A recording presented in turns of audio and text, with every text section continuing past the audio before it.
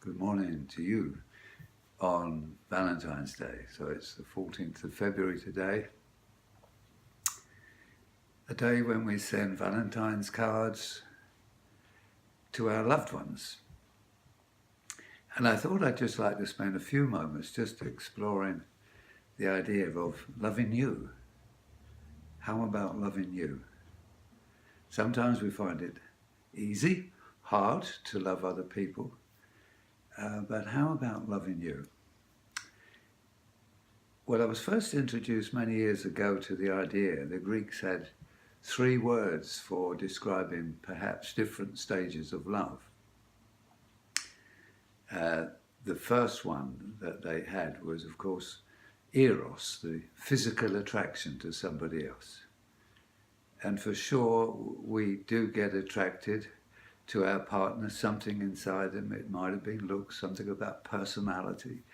And we get really heavily attracted to that person, and then we get to know them a little better. So eros was a very interesting first stage of love, the physical attraction, or indeed the mental attraction, something about their personality which really inspired us to want to get to know them better. The second idea that they share is philios. We get the word philosophy from there, the love of philosophy, the love of knowledge. And we can love somebody because they like the same things as we do. You know, we seem to get on, so there's lots of ways that we can communicate with others. We both like being fit, we both like philosophy. Whatever it is, there'll be the love of something that you can share together. Again, a very useful idea, and one that I found very attractive. But it's the last one that probably is the most challenging. They call it agape. And agape is unconditional love. Unconditional love. It's very difficult to love somebody else unconditionally with our mind heavily trained in duality. In fact, until we learn how to escape from the trap of duality, it's nigh impossible. It's nigh impossible. So agape love is to love somebody unconditionally. We don't love them for what they say or what they do. We love them for who they are. And how about loving you? Which is really what I wanted to call this talk, loving you. How about loving you? Do you love yourself unconditionally? I can only talk, of course, from my own personal experience. When I was young, I had a very narcissistic experience for the first few years. Yeah, I loved me, but to the exclusion of everybody else.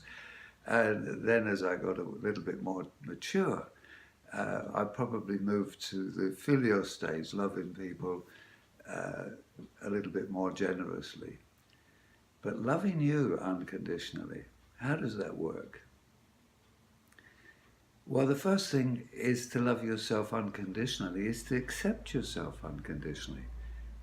Don't cloak yourself in many of the warped views and rules that, shall we say, the world of duality will impose upon you, because then you will experience unquestionably heavy moments of guilt and the burden of judgment, the burden of who's in, who's out. It's just too tough. It's just far too tough. So agape love is loving yourself unconditionally. That's phase one. And phase two will be loving other people unconditionally. Get rid of the burden of having to judge. Just accept that you're not a reified object, and that you that you can't understand this world. No, you really can understand yourself. And so I would suggest to you this morning, you investigate who you are, learn to love yourself unconditionally. And if you'd like to know more about that, it's not as difficult as it at first seems. And you can get in touch with us at any time. Have a great St. Valentine's Day.